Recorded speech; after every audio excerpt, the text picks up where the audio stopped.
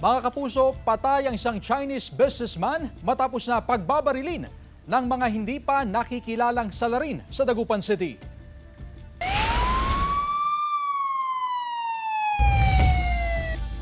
Puspusan ngayon ang investigasyon ng Dagupan City Police upang matukoy ang motibo at kung sino ang mga responsable sa krimen.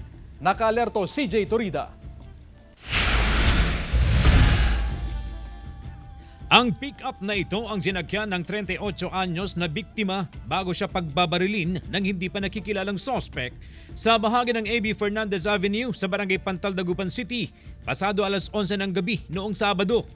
Rumisponde agad ang mga miyembro ng Dagupan City Police sa lugar at nagsagawa ng drugnet at checkpoint operation para sa posibleng pagkakahuli ng mga tumakas na sospek.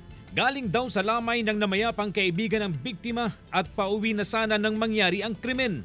Pagsakay niya sa kanyang sasakyan, hindi pa nakakaalis yung kanyang sasakyan ay doon na siya pinagbabaril. Narinig pa raw ni Aris ang sunod-sunod na putok ng baril na inakala niyang paputok. May nakapansin na tao, tingnan nila yung sasakyan. Yun pala, may tao rin pala doon sa loob. Dinala pa sa ospital ang biktima pero hindi na umabot ng buhay. Tumagos pa ang isang tama ng bala sa pwestong ito kung saan ipinarada ng biktima ang kanyang sasakyan.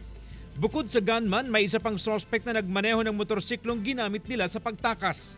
Nakikipag-ugnayan na rin tayo sa iba't ibang agency para po matukoy talaga kung ano yung motive dito sa pamamaril na ito. Nagsasagawa ng backtracking ng CCTV footages ang PNP na posibleng makatulong sa investigasyon. Sa pakikipag-usap ng pulisya sa asawa ng biktima, wala naman daw kaaway ang pinaslang na negosyante. Pinuntahan ng news team ang lugar kung saan nakaburol ang biktima pero walang nagbigay ng pahayag. Hindi na rin sila pumayag na pakuhanan ng video ang burol. Kasama si Henry Duminsil, CJ Torida, One North, Central Luzon.